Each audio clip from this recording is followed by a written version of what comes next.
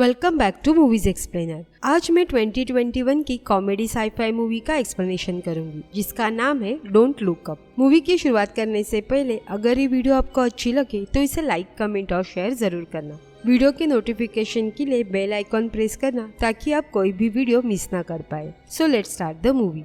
हम astronomy PhD student cat डिबस्की से मिलते हैं जो मिशिगन में सुबरू टेलीस्कोप पे काम कर रही थी। तब वो एक कॉमेट अर्थ के पास आता हुआ नोटिस करती है। उसके इस फाइंडिंग पर प्रोफेसर डॉक्टर रैंडल मैंडी उसे कॉन्ग्रेचुलेट करते हैं और उस कॉमेट को केट के नाम करते हैं। कॉमेट की ट्रेजेडी कैलकुलेट करने के बाद वो इस कंक्लूजन पे आते हैं कि ये कॉमेट अर्थ से 6 मंथ्स में टकरा सकता है और कॉमेट के साइज बड़ा होने के कारण ये अर्थ को डिस्ट्रॉय कर सकता है। पैनिक होके वो नासा को कॉल करते हैं और अपनी इस डिस्कवरी के बारे में बताते हैं। तभी planetary defense coordination officer doctor Teddy ऑफोगोर उन्हें DC बुलाते हैं ताकि वो इस टॉपिक पे प्रेसिडेंट से मीटिंग कर सके। रैंडल एंड केट सुबह जल्दी ही प्रेसिडेंट के व्हाइट हाउस जाते हैं, लेकिन सुबह से शाम तक वेट करने पर उन्हें कोई भी एंटरटेन नहीं करता। प्रेसिडेंट अपने किसी कैंडिडेट की जो किसी स्कैंडल में इन्वॉल्व है उसे हेल्प करने में बिजी थी। केट और रैंडल को एक रात के लिए होटल में भेज दिया जाता है। तभी वो दोनों अपने लव वंस को कॉल करते हैं और खुद पे कंट्रोल रखते हुए उनसे बातें करते हैं ताकि उन्हें कुछ भी पता ना चल सके। रैंडल अपनी वाइफ जून को कॉल करता है और अपने बच्चों के बारे में पूछता है और केट अपने बॉयफ्रेंड को कॉल करती है। उसके बॉयफ्रेंड का नाम फिलिप्स होता है जो एक फेमस न्यूज़पेपर में जर्नलिस्ट का काम करता है। Next day Randall, Kate, Teddy finally president Janie Orlean and chief of staff Jason Orlean से मिलते हैं। जेसन प्रेसिडेंट का बेटा होता है।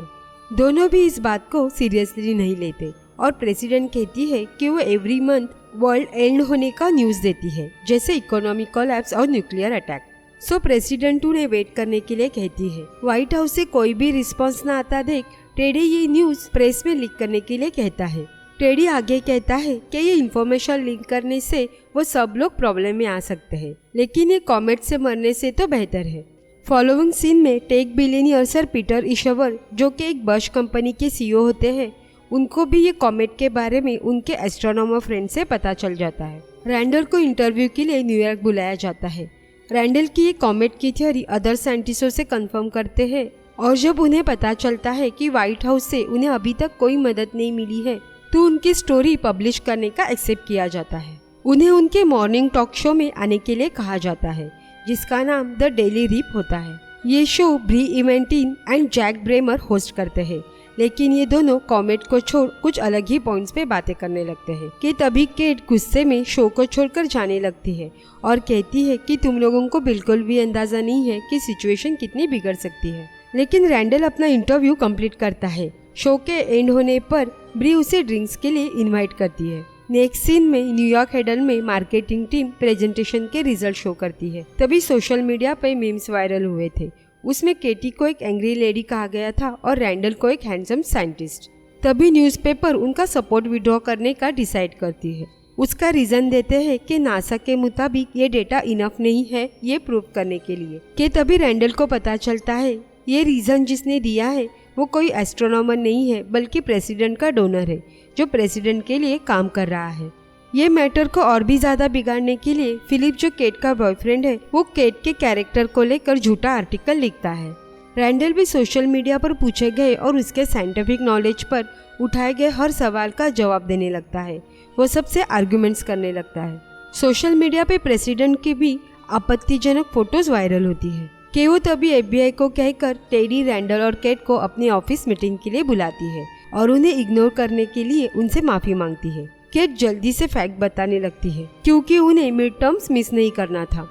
अभी कॉमेट को रोकना सबसे ज्यादा इम्पोर्टेंट है तो प्रेसिडेंट भी उन्हें हेल्प करने का डिसाइड करती है। प्रेसिडेंट एक नेशनल ब्रॉडकास्ट करती है और अनाउंस करती है कि ये कॉमेट रियल है और उसे डिस्ट्रॉय करने के लिए उनके पास प्लान है। वो स्पेसक्राफ्ट लॉन्च करके कॉमेट पे न्यूक्लियर वेपन से अटैक करेंगे, लेकिन रैंडल का ओपिनियन कुछ अलग होता है। उसे लगता है कि ये मिशन रिमोट टेक्नोलॉजी से हैंडल किया जाना चाहिए। President jenny general Benedict draws को मिशन के लिए चूज करती है।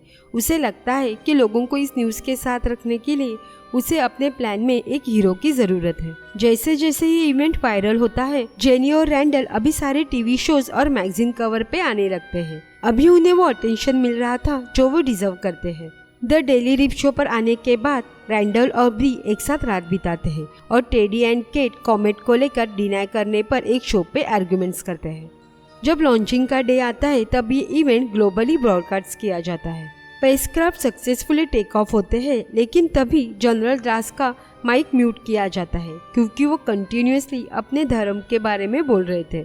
जब सब कॉमेट जल्दी ही डिस्ट्रॉय होने वाला है ये सोचकर सेलिब्रेट करते हैं कि तभी वह सर ईश्वर आते हैं और प्रेसिडेंट से प्राइवेट में बात करते हैं। वो स्पेसक्राफ्ट वापस आ रहे हैं ये देखकर शॉक होते हैं। जेनी मिशन कैंसिल कर देती है।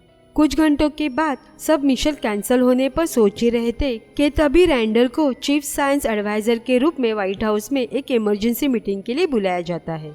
मीटिंग में ईश्वरवल मिशन कैंसिल होने का रीजन बताते हैं। ये बंदा भी प्रेसिडेंट का वन ऑफ द डोनर होता है।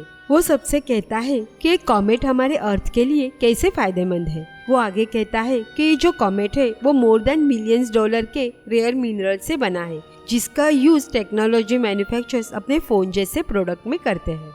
उसकी कमी है क्योंकि ज्यादातर माइंस चाइना में है। सो वो ड्रोन से उस कॉमेट के छोटे छोटे टुकड़े करके समंदर में गिराने का प्लान बनाते हैं। ये प्लान रैंडल को खटकता है।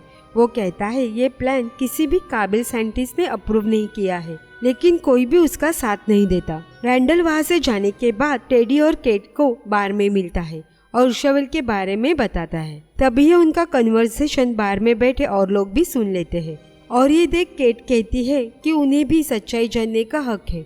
सो वो अनाउंस करती है कि प्रेसिडेंट ने कॉमेट को हिट करने की परमिशन दे दी है ताकि अमीर लोग और भी अमीर हो सके। ये खबर सुनकर शहर में चारों ओर दंगे होने लगते हैं। केट को FBI गिरफ्तार कर लेती है और उस पर सीक्रेट जानकारी लीक करने का और पब्लिक प्रॉपर्टी का नुकसान करने का आरोप लगाती है। उसे डॉक्यूमेंट्स पे सिग्नेचर करवा के जाने दिया जाता है कि वो ये बात अब पब्लिकली और मीडिया से नहीं कहेगी। केट ये एक्सेप्ट करती है और अपने होम टाउन इलिनॉय अपने पेरेंट्स के पास जाती है, लेकिन ये उसके लिए आसान नहीं था। वहाँ जाने के बाद उसके खुद के पेरेंट्स उसे घर में नहीं ले रहे थे क्योंकि वो गवर्नमेंट को सपोर्ट करते हैं और उन्हें कोई भी देशद्रोही अपने घर में नहीं चाहिए। वहाँ से निकलकर वो एक सुपरमार्केट में कैशियर का जॉब करती है। वहाँ उसे ओल्ड फ्रेंड्स मिलते हैं, यूल और उसके दोस्त। वो केट की तारीफ करते हैं और वो उसे उनके साथ घूमने आने के लिए भी कहते हैं।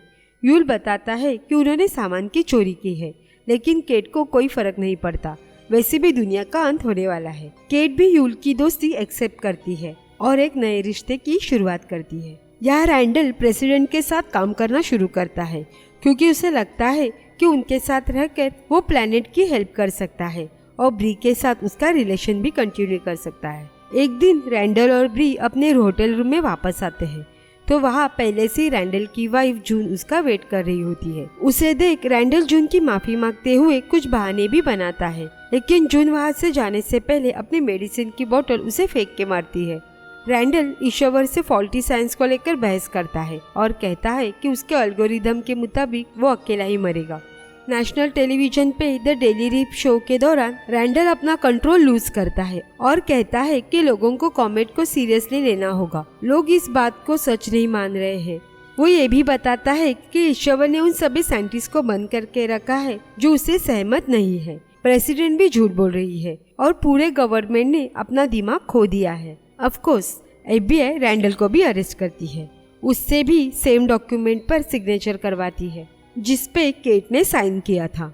ये सब होने से ब्री उसके साथ ब्रेकअप करती है। रैंडल मिशिगन वापस चला जाता है। केट रात में जब यूल के साथ टाइम स्पेंड कर रही होती है तो वो नोटिस करती है कि वो कॉमेट इतना पास आ चुका है कि उसे सिर्फ नेकेड आंखों से भी देखा जा सकता है। वो दोनों इस बात को रिकॉर्ड करते हैं और पूरी दुनिया देख सके इसके लिए लुक अप नाम से एक मूवमेंट शुरू करते हैं। मिलियंस ऑफ पीपल जुड़ जाते हैं और वो इस बात को आगे पोस्ट करते हैं। रैंडल अभी फिर से टीवी पर दिखने लगा था। वो गवर्नमेंट के इस इररिस्पॉन्सिबल प्लान के खिलाफ अपना गुस्सा जताता है, यहाँ तक कि वो 2 फेमस सिंगर का सपोर्ट गेन करके उनसे एक स्पेशल जस्ट लुकअप सॉन्ग भी लिखवाता है। दूसरी ओर जेनी डोंट लुक अप नाम से एक मूवमेंट शुरू करती है जिसका समर्थन कुछ कंजर्वेटिव लोग और पहले से उसके सपोर्ट में रहने वाले फ्रीक लोगों से किया जाता है। वो कहती है कि रैंडल उन्हें डराकर उनका फ्रीडम छीनना चाहता है।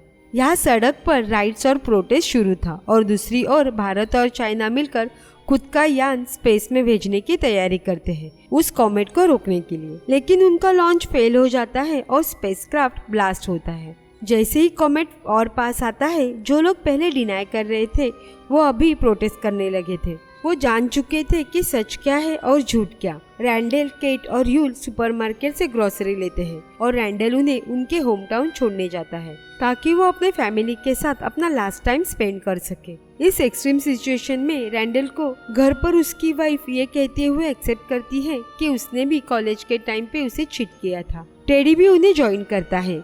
कॉमेट का अर्थ से टकराने के इंतजार में रैंडल और केट की फैमिली लास्ट टाइम एक साथ प्रेयर करते हुए डिनर करती है। स्पेसशिप के लॉन्च का इंतजार करते हुए जेनी ईश्वर से पूछती है कि तुम्हारे एल्गोरिदम के मुताबिक मेरी डेथ कैसी होगी। इस सवाल पर ईश्वर कहते हैं कि तुम्हारी डेथ बॉन्टी रॉक के तुम पर अटैक करने से होगी।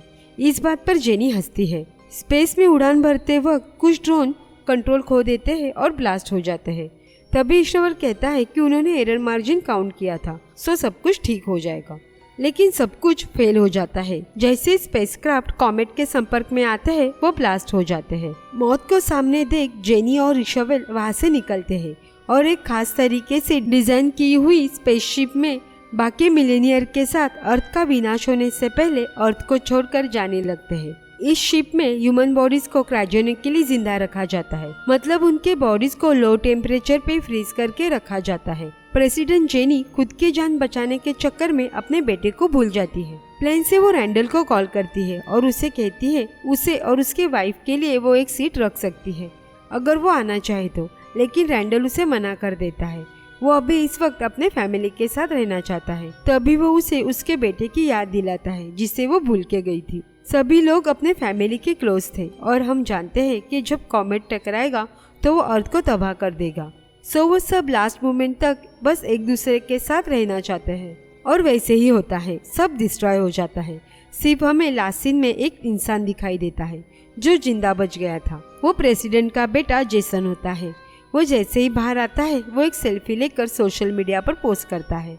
Last man on the earth. Almost 22,740 years later उन मिलेनियर का शिप फाइनली एक ऐसा प्लेनेट ढूंढ लेता है जिसका एटमॉस्फेयर अर्थ जैसा होता है।